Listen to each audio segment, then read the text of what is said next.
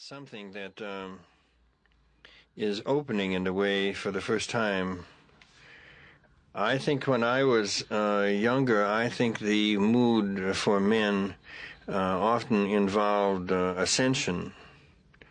I mean, that's a heavy suggestion with Christ of ascension.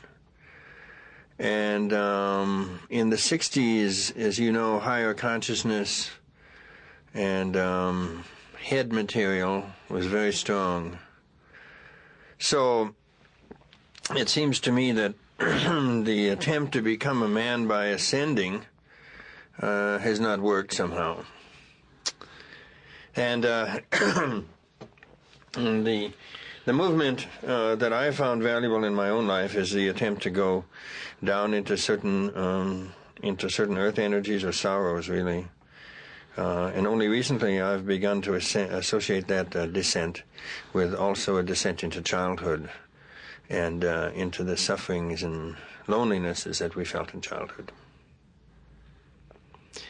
Mythologically, it's a different story, because as you know in the story of Iron John, the wild man is found at the bottom of a pool of water. So again, he is situated below us, not on our level, nor above us. And the old tradition of descent, which is familiar to female psychology through Persephone, who descends, is also very strong in the Greek male mythology through Hermes, who descends into the underworld. So I think that men have a very strong connection mythologically with going down and descending. And sometimes that descent can appear as alcoholism, or it can appear as grief. It can appear in many forms. But I think that it's important for the Western male to recognize in some way that he isn't wrong when he goes down. He isn't wrong when he goes into his own grief and feels his separation from his father, or when he begins to weep, when he begins to go down. It isn't wrong for him to do that. I'm reminded of how so many of us as males are trained and conditioned, particularly in the area of positive thinking and optimism. When one looks at business, I think many males are trained in this way. Like, you don't think of the bad things, you think of the good things, you go for the positive. And there's this emphasis that gets made on the positive side. And if you think on the negative, somehow there's something wrong about that. Yeah. And it's very subtle, but it's also very strong.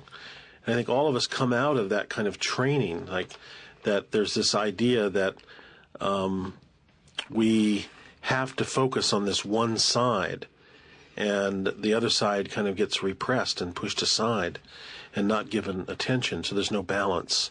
Well, that's connected with the male being chosen to be a hero. And as you know, there are all kinds of men in the country who want their sons to be heroes in basketball, hang around waiting for their sons to get old enough to be heroes. Jim Wright wrote a wonderful poem about that. And then it must be said also that not only do we nominate ourselves to be heroes, but women nominate us to be heroes. And they don't like it when we become heroes, because when you're a hero, you're not a man. There's something stiff about you, because life is not imagined as something that you descend into or flow with, but something which you have to overcome. James Hillman said the worst thing that has happened to men in the last 2,000 years is that the Hercules complex has fallen on them.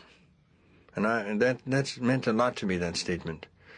So that it's also the Hercules complex which is put on men by the entire culture, which prevents them from feeling good when they fail. And James Hillman has talked about soul victory being connected with spirit and winning and ascension, and soul being connected with defeat and failure.